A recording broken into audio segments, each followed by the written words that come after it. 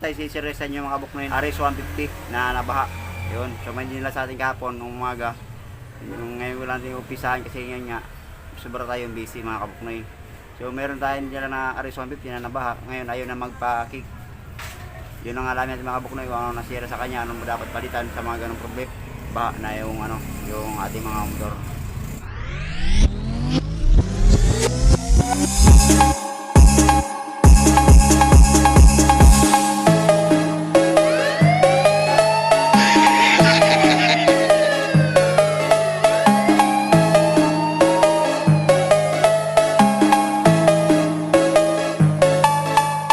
Ito na mga kabuknoy yung gagawin natin na RS150. Ayan o.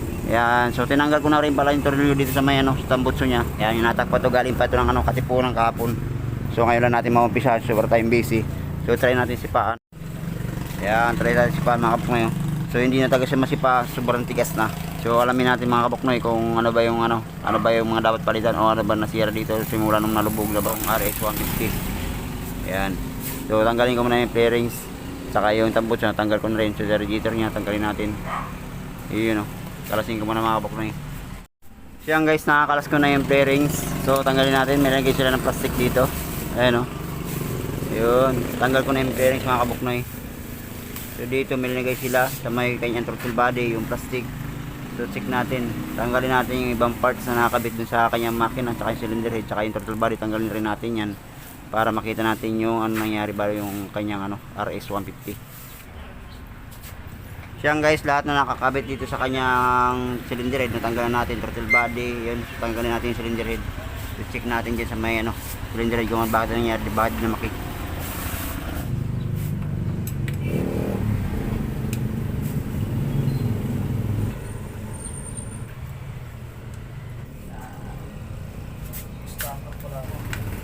Alin?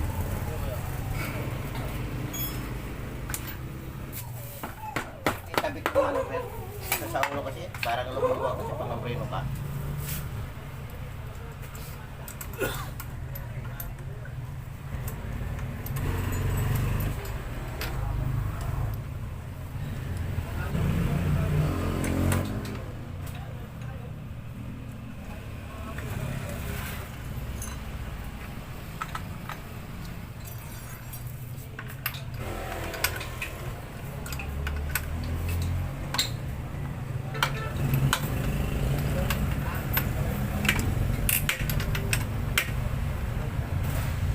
Kaya makabok na lumalabas dun sa may kanyang head. Ayun o. Tubig. Ayan, paro. Kaya makabok na ito na yung anong kanyang cylinder head. Saka kanyang black. Puro tubig na. Saka puro kalawang na mga kabok na yun. Ayun o.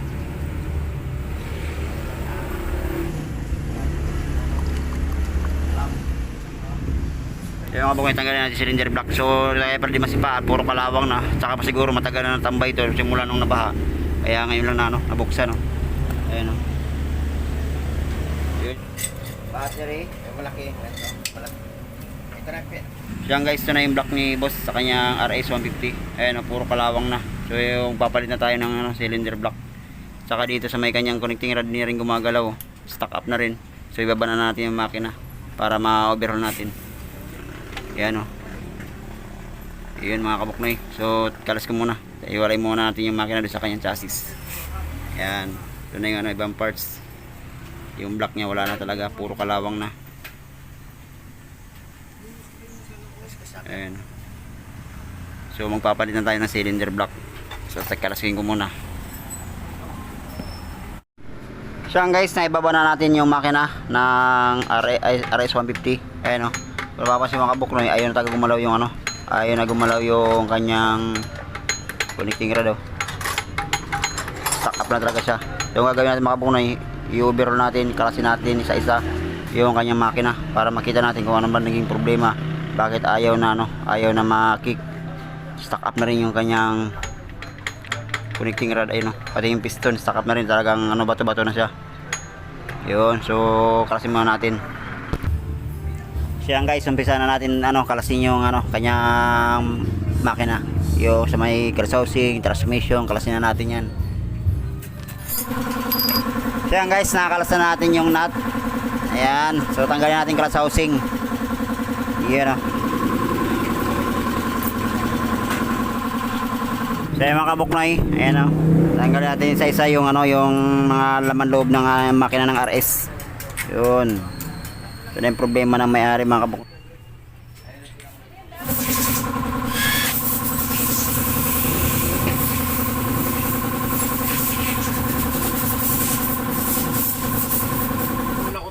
Tinatapos ko yung motor. Dapat yun.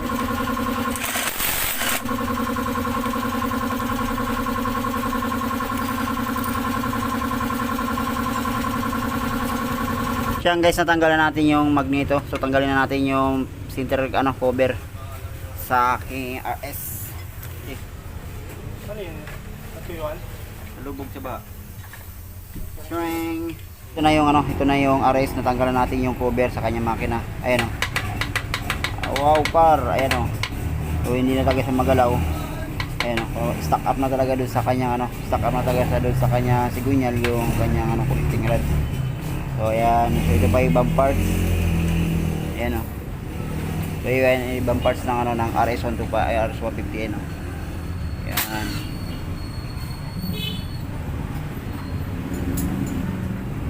Yun yung kanyang makina, yung sa may bandang cylinder head. Ito naman yung sa may bandang mga crankcase nya. So, ito na yung sigunyal, tanggalin muna natin doon sa pagkakabit doon sa kanyang crankcase. Ayan mga kabuknoy. So ito na boss yung mo, yung RS150 mo na iniwan mo sa amin nung kapon. Ito na yung nagsira, black, connecting rod, sa ibang parts. Siyempre check na rin natin. Ayan o. So tanggalin ko muna mga kabuknoy. Tring. Yan, ito yung kanyang balancer. So check natin mamaya kung hindi na dito naman yung balancer niya, hindi siya baluktot. So check na rin natin.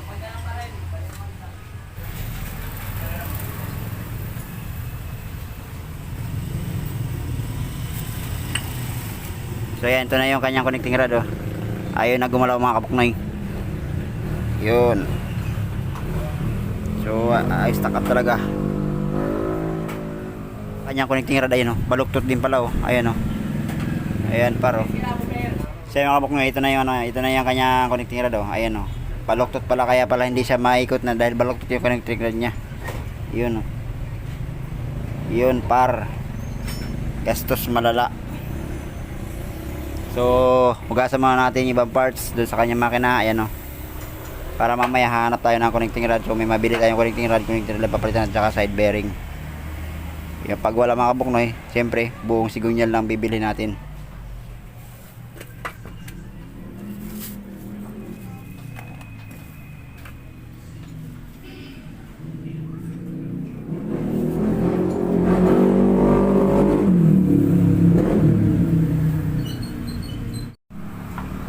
Yan ba, yung umpisa na natin yung yung RS 150. Yung bali nahugasan ko na lahat yung piyesa niya, yung parts niya, nahugasan ko na, so asimbulin na natin.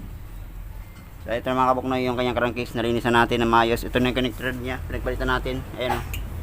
Turing! Ito nangyari sa kanyang connecting rod. Ayan o. Nagpalit tayo ng connecting rod dahil nga dito hindi siya makik. Side bearing. Saka ito na yung pin. Ayan o. Ayan, so ito na yung ibang parts na. Ayan mga kabuknoy, yung yung gagawin natin RS. So nalinis ko na rin yan. Lahat ng pyesa niya nalinis ko na. So asimbulin na natin yan. Ayan o, head. Ayan yung crankcase. Ayan. So dito itong connecting rod na ginamit natin yung lang yung Rico brand. So kasi kaya natagalan tayo dahil nga dito sa kanyang connecting rod, bihira namin nagpipress na ganito. So kaya kailangan dapat dito bibili tayo batang buo. So walang budget mayari, kaya ginawa natin ng paraan para para magamit natin pag tayo nakapag papress tayo. So pinilit natin yung tropa natin na makapag-press ng connecting rod. So asimbulin lang natin yung mga kabuknoy.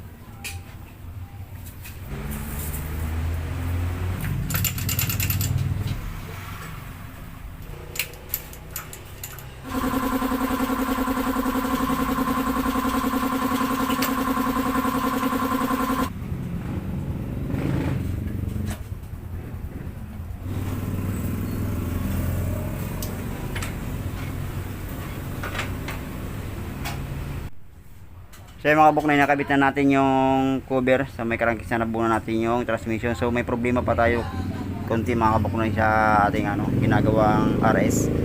So dito malambot, mapansin nyo. Ayan, oh. Napakalambot lang. Once na inikot natin, may time talaga siya masikip. So mga kabuknoy, may tama ano, may tama nito yung kanyang balancer. So yun, papalit talaga tayo nito. Pero so try natin buuhin yung makina. So kung hindi wala ka problema, kasi yun nga, malambot siya. Pero may time talaga pag inikot mo na yung ano, sigunyal, may time na masikip. Ayan, oh. Pero pagdating naman dito, ayun, napakalambot lang. Ito yung problema natin sa ano, sa ginagawa natin. Nagawa natin ng paraan yung connecting rod, ayan, oh.